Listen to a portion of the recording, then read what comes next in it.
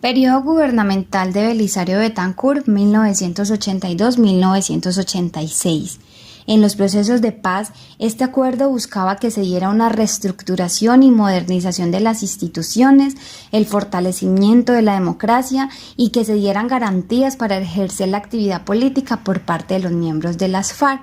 Pero en medio de los factores del contexto se presentan tensiones por los avances electorales dados por la izquierda y la expansión de la guerrilla, trayendo consigo extorsiones, secuestros y homicidios realizados por estos grupos, ocultándose bajo la ambigüedad denominada combinación de todas las fuerzas de lucha, afectando principalmente a ganaderos y terratenientes de algunas regiones del país y abusando, por supuesto, de la carencia de la población campesina. Muchos de los jóvenes se unían a este movimiento de las FARC motivados por la acción militar más que por algún tipo de razón ideológica, reconociendo los problemas de bajo nivel de cultura de los combatientes y desarrollando autoridad por parte de los guerrilleros y de los comandantes. La extorsión y el secuestro de la guerrilla golpeaban a los grupos económicamente poderosos y los avances militares de la guerrilla se constituían como un obstáculo para el desarrollo regional y su integración al mercado nacional e internacional. Pero también hubieron algunos aspectos que golpearon y dieron fracaso al proceso de paz, como la negociación del Estado con cúpulas nacionales de la insurgencia sin el aval de las Fuerzas Armadas, de los gremios económicos y la Iglesia Católica, provocando desconfianza y abandono frente a la amenaza de la guerrilla, quienes ampliaron su participación territorial y apoyaron el recrudecimiento del secuestro y la extorsión, fracasando así el esfuerzo voluntarista de Betancur por darle una solución al conflicto. También se da la desarticulación de los niveles de poder local y regional con relación a la política de orden nacional. La extorsión y el secuestro de la guerrilla golpeaban a los grupos económicamente poderosos y los avances militares de la guerrilla se constituían como un obstáculo para el desarrollo regional y su integración al mercado nacional. Las FARC inscribían las negociaciones en su proyecto de expansión territorial y de consolidación de un ejército popular para que se diera una guerra prolongada. Mientras tanto, el M-19 buscaba conseguir mayor protagonismo político, privilegiando la presión militar. Finalmente, nunca se pensó en realizar una reforma económica y social que diera y contribuyera a los procesos de paz. A continuación, presentaremos nuestra línea de tiempo en base a la propuesta y las acciones de Belisario Betancur. El 7 de agosto de 1982, el presidente Belisario Betancur destapó su propuesta de paz y realizó la apertura democrática, ofreciendo a los colombianos una blanca bandera de paz y también pidiendo que no se derramase una sola gota de sangre colombiana. El 18 de noviembre de 1982 se aprueba la Ley 35 de amnistía, por lo cual cientos de guerrilleros presos fueron amnistiados y puestos en libertad. Entre el 6 y el 20 de octubre de 1983 se realizó el Pleno Ampliado del Estado Mayor Central con la asistencia de casi todos los jefes de los 27 frentes que operaban en la época. El 30 de marzo de 1984 se formaliza la propuesta del gobierno de Betancur del acuerdo de paz pactado por las FARC, firmado en la Casa Verde. El 28 de mayo de 1984 se inicia una tregua con el movimiento 19 de abril M-19, Partido Comunista Marxista-Leninista de Colombia y su Ejército Popular de Liberación EPL. En mayo de 1985, las guerrillas ausentes a los diálogos se agrupan en Coordinación Nacional Guerrillera, CNG, conformada por el MIR, Patria Libre, el PTR, el Quintín Lame y el ELN. Sin embargo, para finales de 1986, la CNG habría fracasado en su intento de unificar la guerrilla. El 6 de noviembre de 1985 se da la toma del Palacio de Justicia por parte del M-19 en la ciudad de Bogotá como medio de presión para realizar juicio político al presidente Betancourt por los incumplimientos de los acuerdos de paz. La toma duró casi 28 horas y dejó a su paso 94 muertos, entre ellos 11 magistrados de la Corte, decenas de heridos, 11 desapariciones en circunstancias sin esclarecer. Actores involucrados en el conflicto armado durante el periodo del expresidente Virgilio Barco entre los años de 1986 y 1990.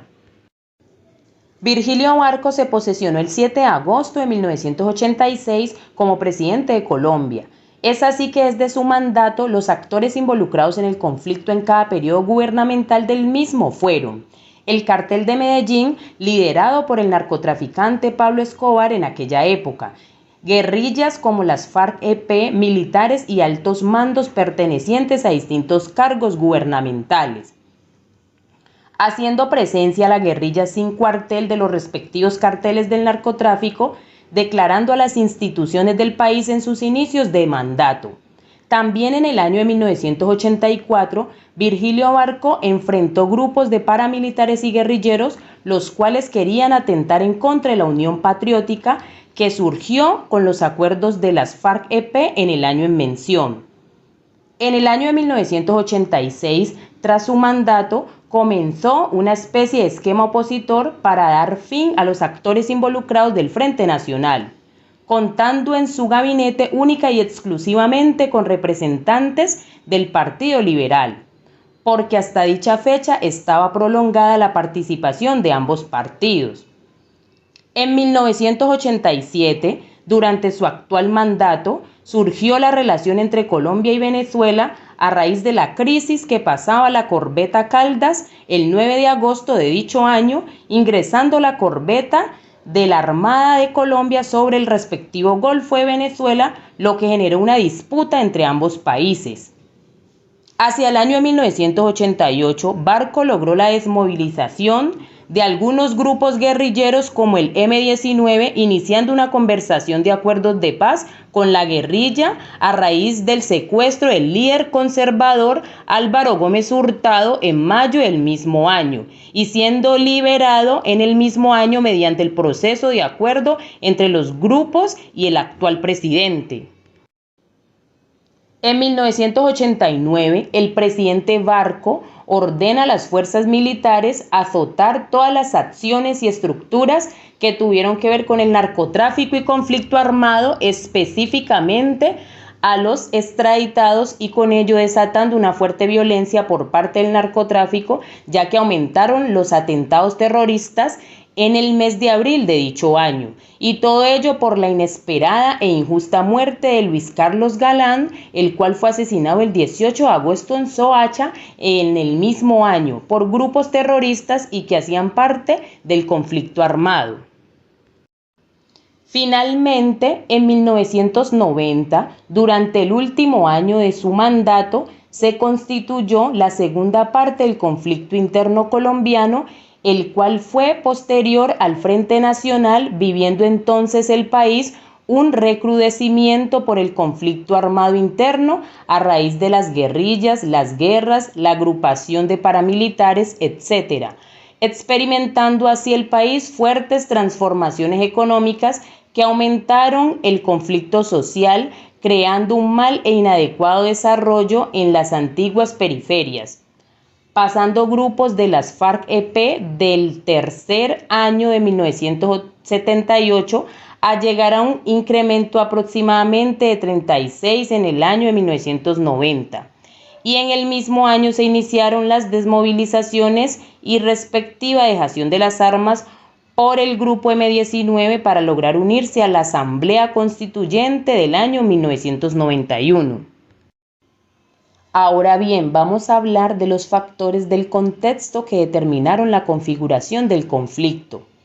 Entre los actores y los factores que determinaron la configuración del conflicto durante el periodo de Virgilio Barco estuvieron las acciones militares de las guerrillas a cambio de condiciones de desmovilización y reinserción a raíz de una ley de amnistía ordenando la liberación de guerrilleros presos por distintos delitos como asonada, sedición y rebelión, aumentando el conflicto de una u otra forma por las múltiples decisiones y gestiones desde el mandato de dicho gobierno, también aumentando la pobreza, la falta de oportunidades laborales, la discriminación social en algunos territorios, entre otros elementos que no permitían avances en pro de unas condiciones de paz e igualdad para toda la sociedad.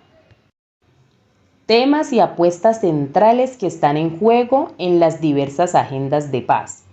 La agenda de negociación es un problema a definir durante un proceso de paz. Es así que dentro de las respectivas apuestas es importante obtener justicia y reparación a las víctimas que por años han estado de una u otra forma atormentadas por el conflicto armado. Y aunque es complejo obtener garantías de paz, no es imposible que se pueda avanzar en las distintas mesas de diálogos y paz con los múltiples grupos que conforman estas organizaciones y que tienen sus propias posturas y argumentos desde la percepción que tienen del acuerdo de paz con sus pro y sus contra. Desde las agendas de paz se convocan a todas las organizaciones líderes y lideresas para que conjuntamente logren llegar a un consenso, el cual pueda beneficiar a todas las partes y disminuir los factores de riesgo en el territorio o comunidad. Pero se es claro en saber que los distintos grupos como guerrillas, paramilitares, grupos al margen de la ley, como narcotraficantes, etc., son los que ponen trabas al progreso y proceso de paz por sus acciones y determinaciones, las cuales hablan por sí solas en el medio social. Y ahora hablemos de los impactos del fracaso de los procesos de paz.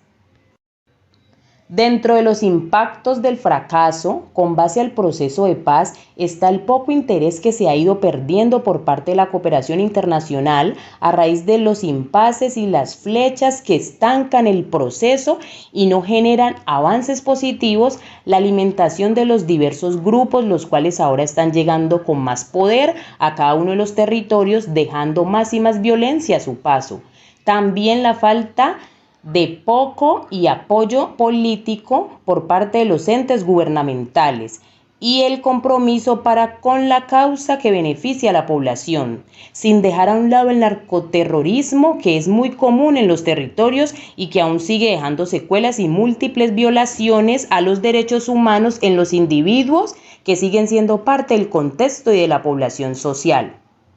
También las desapariciones forzadas, secuestros, extorsiones, inestabilidad económica socialmente son uno de los impases más visibles en el fracaso del proceso de paz que no han permitido aún unos avances significativos en bien del pueblo colombiano. Ahora algunas reflexiones basadas en las siguientes preguntas. ¿Cuáles son las implicaciones psicosociales del desconocimiento de la historia y de los agujeros negros en la memoria colectiva de los colombianos? Estas implicaciones corresponden al olvido e impunidad que se ha generado a lo largo de la historia por el tema del conflicto interno en Colombia. A pesar de que las anteriores y nuevas generaciones han crecido en medio de este conflicto, siempre se pasó por alto este tema, lo que ha generado un olvido de las cientos de víctimas directas de la guerra, pues siempre nos han acostumbrado desde la infancia a la típica palabra, aquí no está pasando nada.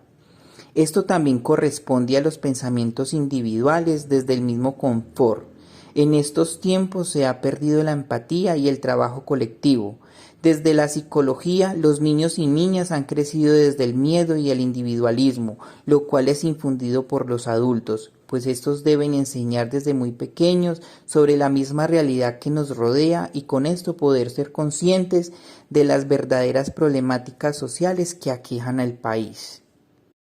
Ahora bien, ¿por qué es importante que los colombianos conozcamos nuestra historia pasada y hagamos ejercicios de memoria colectiva en el presente con el fin de construir la paz en el futuro? Es sumamente importante poder conocer la historia colombiana, para poder construir nuevos pensamientos frente a las grandes situaciones de violencia a causa del conflicto.